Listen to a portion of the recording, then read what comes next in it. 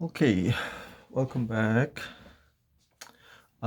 Before we go any further with the more reactions, um, I'd like to look at all the lessons in different perspective.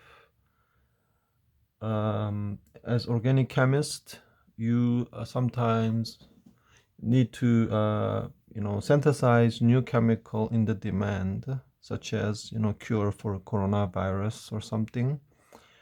Um, Normally, medical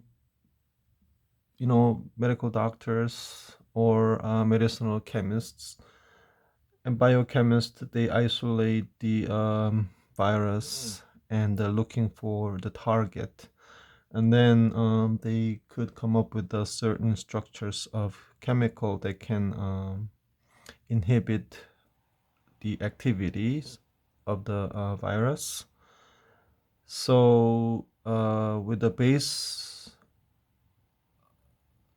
on their chemical structure of the lead compound, we are asked to synthesize that, using any resources we have. So there you need many steps of synthesis, and there's no right answer. But the time and efficiency is the our main obstacles.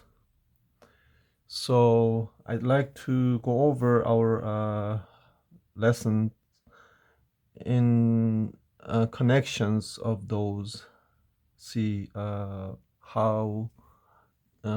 the feelings like when you connect them. So the first thing is that when you have alkane, only reaction you can think of uh, is actually radical reaction with a light or heat as a energy source in the initiation step. Then bromine especially is very selective, giving you this substitution on the most stable carbon at intermediate stage. Then this alkyl halide gives you many options. You can create this type of alcohol, and you can create it using a SN1 mechanism, right? Water as a weak base and then heating. Then you can also do elimination with the bromine. So how do you do elimination? You can do E2. Let's try E2. In order to get Zaitsev product, not Hoffman, you will choose this. If you want to do Hoffman, then you choose more bulky base. Then this one, look for the beta hydrogen here, and then give you the most stable double bond as a product. Then let's practice like how you get this alkene from alcohol. And earlier we saw sulfuric acid as a dehydrating reagent upon heating. So that's what we saw. But also we saw like reaction that can give you this, in comparison to Markovnikov type of a product, more stable regular alcohol. But the alcohol here has OH functional group on the less substituted. So how do you come here?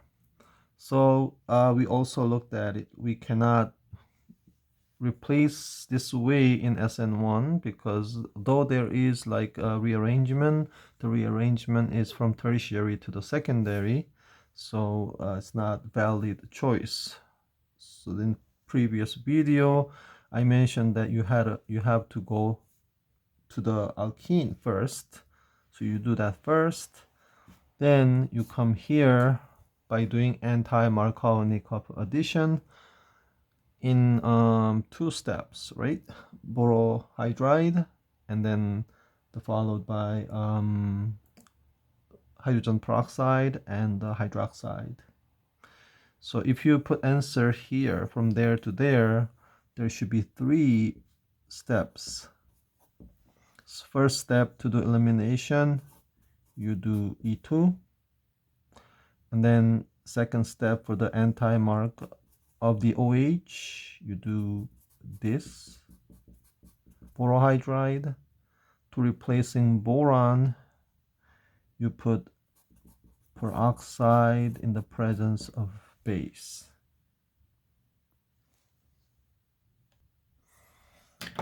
Then it'll be fun if you think about a way of making this alcohol from the more substituted one to the secondary alcohol. So again, the connectivities changed, but from the more substituted one to the less substituted one, so SN1 is not valid.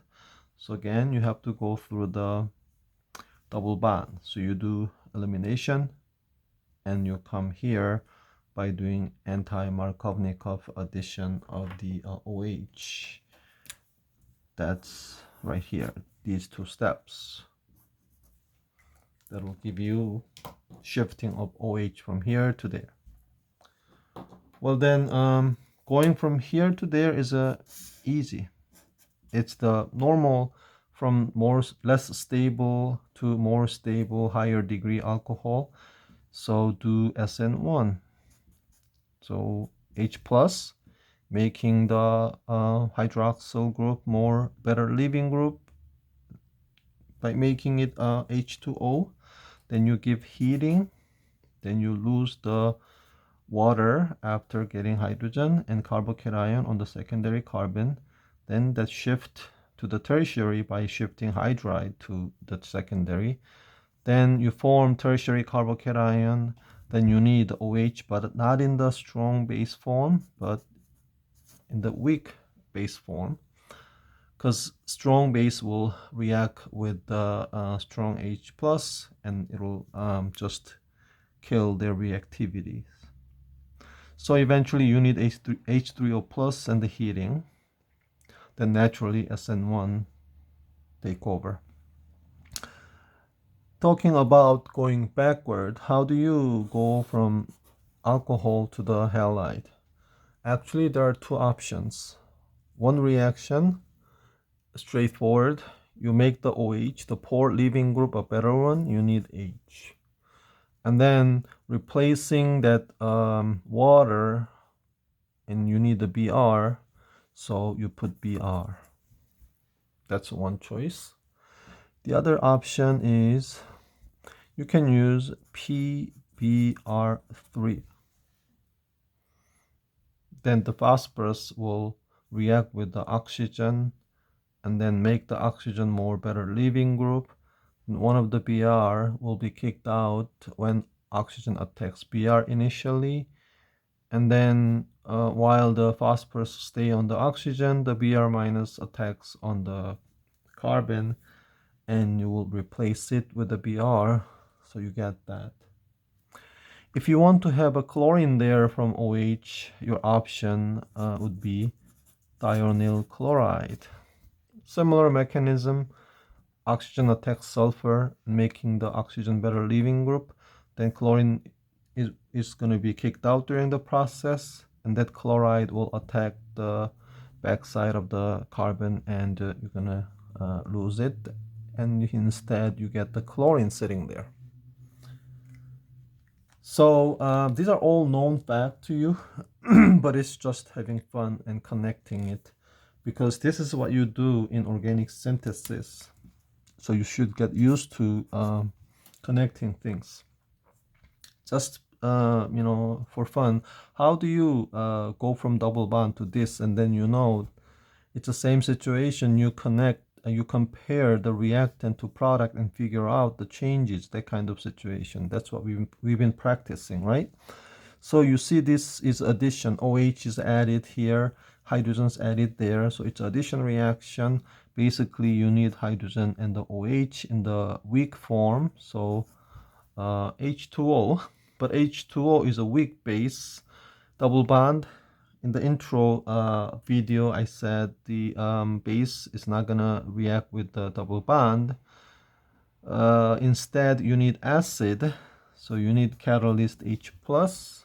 Then you'll get the Markovnikov addition of OH there, and you have a chance to get racemic mixture and the rearrangement.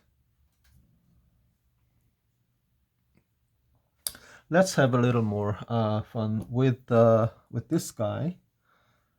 How do you, let's try this. How do you convert that to this? It's the same thing we saw before a couple times. Well, I hope you remember now. You have to get there in the double bond. So first elimination.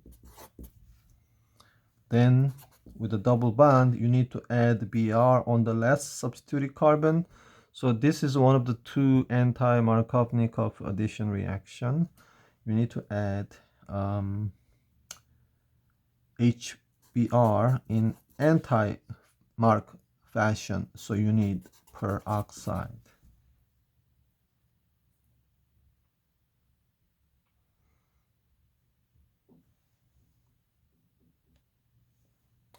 Okay, let's go a little further. Same type of practice though. How do you get this one?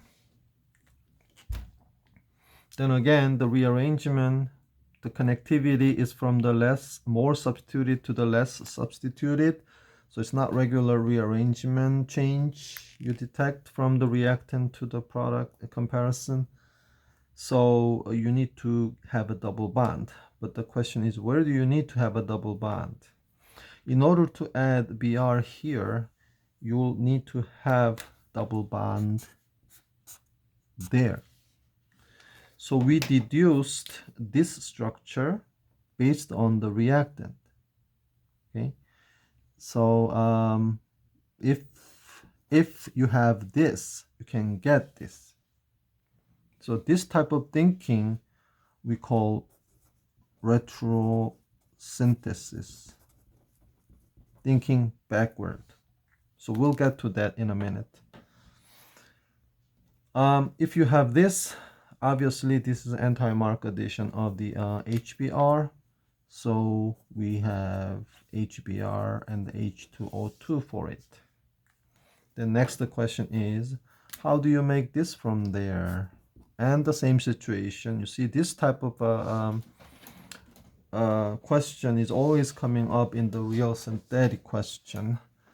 Like you have a reactant, how do you get this product kind of thing. So you compare whenever you have that situation, and you know you eliminate things. But if you think about the elimination E1, when you do E1, this bromine leaves, and then carbocation on the secondary will shift to the tertiary eventually. Then you have a chance to form double bond either here or here, depends on size of the base you are using. None of them fit in here. So you have to do elimination in E2. But regular E2 will give you more stable Zaitsev, but we need Hofmann. So for Hofmann, you need a bulky base, really bulky, T-butyl oxide kind of bulkiness. Then you get Hofmann elimination right here. E2.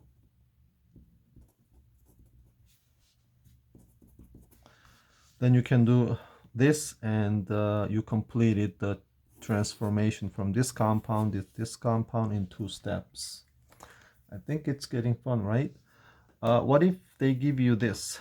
You got this, and they gave you this. What would you do? This is our typical exercise, the mechanism exercise when you have a 2 reactant. So you are saying always, where is my base, where is my acid? Acid is the one normally having number 1 positive charge as a target, number 2 stable conjugate base as a leaving group in the product side, weak base, that is the leaving group in the product side. So when you look at them, you see the chlorine can be a leaving group, and the carbon has a partial plus sign, and you find the base, the oxygen. So you have a couple to try out. Not necessarily answer, but you can try out, see you can create something stable. For that, you push the arrow from base to the acid, and then the carbon breaks pi bond. Okay? But then the pi bond break gives oxygen negative, so oxygen don't feel stable, so it'll come down, then push away the chlorine. I'm not trying to show you the detailed mechanism here, I'm just describing orally, but what you get is this connected to that. And then the hydrogen was there with a positive charge, but the hydrogen will be attacked by some conjugate bases, and you get this neutral product, the ester. So the mechanism skill is necessary when you have the two reactants. But you need to know the typical mechanism for cases like you go from this reactant to this product, but you don't know what other chemicals you need as a reactant. Then you have to compare and find out and connect with all the, memorize the reactions and the reagents. Then for the third type, when they ask you to make something like this, you have to go backward. Backward, backward, backward, backward. So you can say, I can make this one from this. Going through all these steps. And that's upcoming level of synthesis. But to achieve that, you should get used to retrosynthesis. That's what I'm going to talk about briefly now. Say you need to make this compound.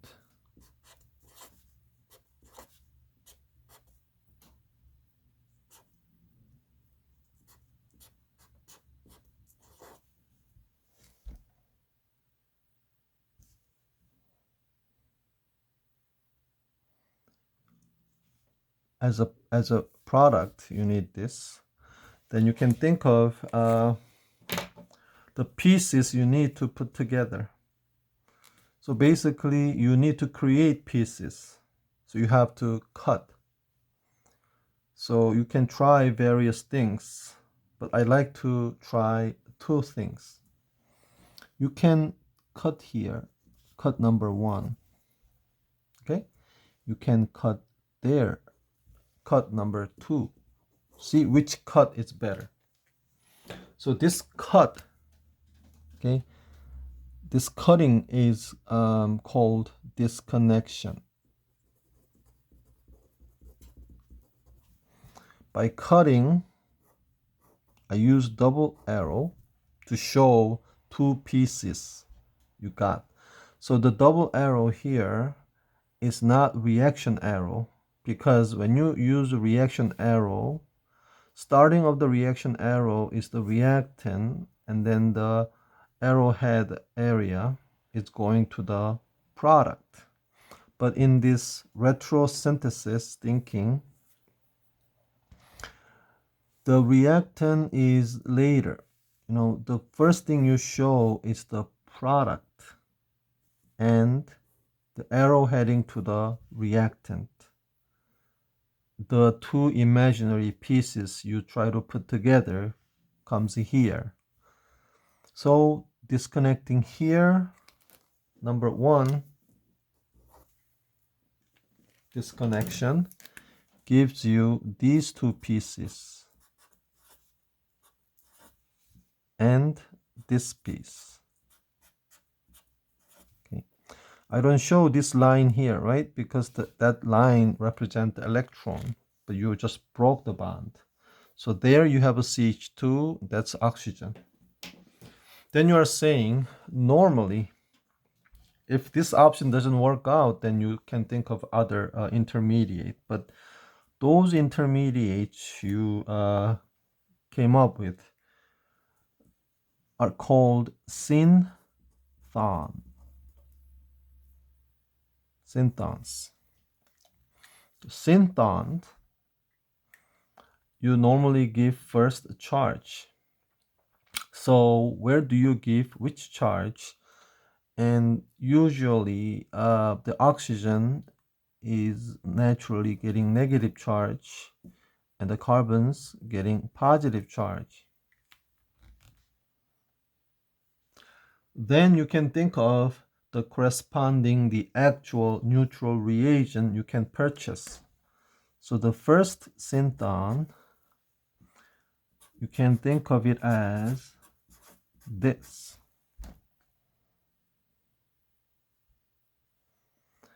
Then this synthon, you can think of it as chlorine. Because in these chemicals, you have still the partial negative charge on the oxygen, where the oxygen in the synthon is negatively charged. Here, due to the chlorine's electronegativity, you have a plus charge on the carbon. That's the case in the synthon. So you got these two reagents. Now you have to try connecting it using these two chemicals. But when you look at them, this target with a positive charge is very good for substitution because you have a good leaving group and the carbon is a primary. So you are thinking substitution. You can think of SN2 or SN1, right?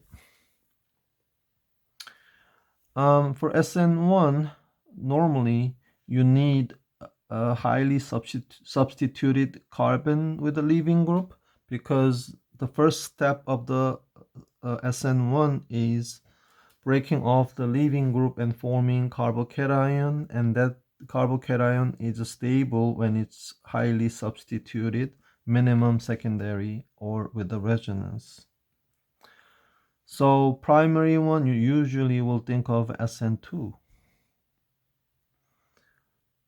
Then for SN2, you need a strong small base.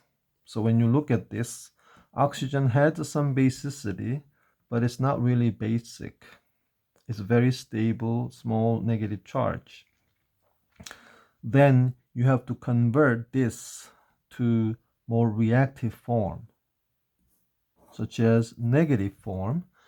So in order to make the oxygen negative as a product, you need to use some base that's more basic than this.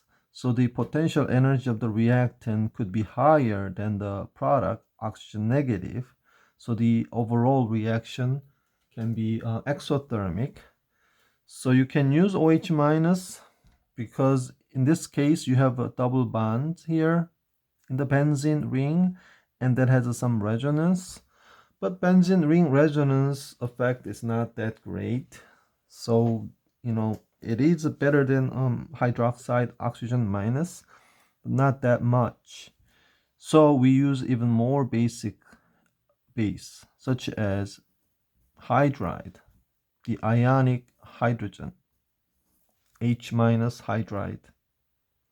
Or, you can use neutral metals. The metals are very good electron donor. Nearly radical mechanism using 2 sodium or lithium. You can react with the hydrogen, then create this. You can do that. Then reacting the prepared oxide with this neutral compound from the synthon, you can react to create this. See, that works. So this time what you need to do is, because you know the two reactants and the product, you run mechanism. See, you actually get this as you follow the typical mechanism using the two reactants. So you have a primary alkyl halide with some ring posing a little steric on the beta location, but it's not too bad because it's a flat ring structure. So the strong base attempt to attack on the alpha carbon backside and kick out the chlorine with a no steric problem, and I think we are getting there, so cut 1 is not too bad.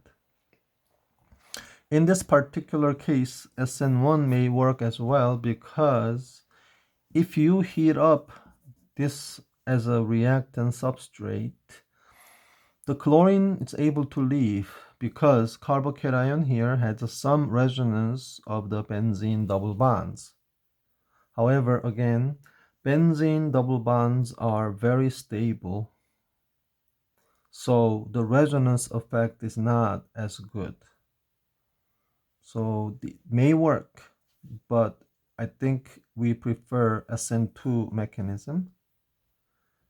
And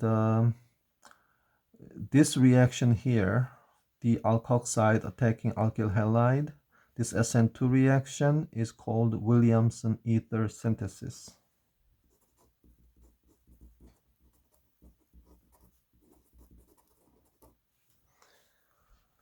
This is very useful reaction when you prepare the asymmetric ether.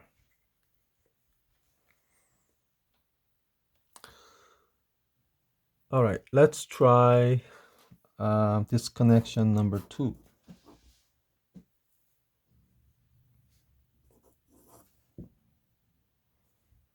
If you cut here, the disconnection gives you these two synthons.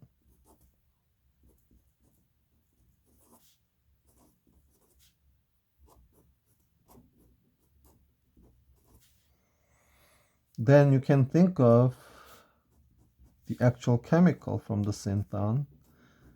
This form, like we did before, will give you oxygen, still partial negative charge after adding hydrogen. Overall it's neutral, but it's something you can think of. And then this carbon, you can give positive charge as you put chlorine there. So, same manner, you can react this one with a strong base, because you are creating very unstable base. This time you don't have any assist from the double bond in the ring, because there is sp3 carbon with a no p orbitals for resonance. So this is highly unstable, but better than H minus. That's why it's forming. Then you can say this will attack on this carbon and kick out. But as you can see, this does not form. No reaction. That's because SN2 have to have the nucleophile approaching from the back side. If you imagine the approach of this nucleophile to this carbon, the back side of the leaving group, which is here, is from this end, like this. But as you can see, the carbons and hydrogens are blocking it. This cannot actually come and attack because it is blocked. That's because the ring is flat. Therefore, we know this connection 1 is our better choice. Let's say somebody asks you to make this one. Then let's do this connection. You can cut here and here. Either case, I'm planning to use oxygen as a nucleophile. Looks like it. So this connection 1 and the 2. So you have this connection 1 giving you these synthons, right? You have this and this. So you know you put negative here, positive there. And the reagent you can think of is this and this. Then you can make the alkoxide and you attempt to do this. But then you realize that that's not a good choice when you run mechanism, right? This attacking here, you're attacking the carbon that's a tertiary. So even with the one carbon, it is considered as a sterically hindered. So it may cause a lot of E2 with some SN2 maybe. So what do? You may have to do SN1 way. So you thought about SN2, but doesn't work. So how do you do SN1? You don't convert the base, you use as it is, and you simply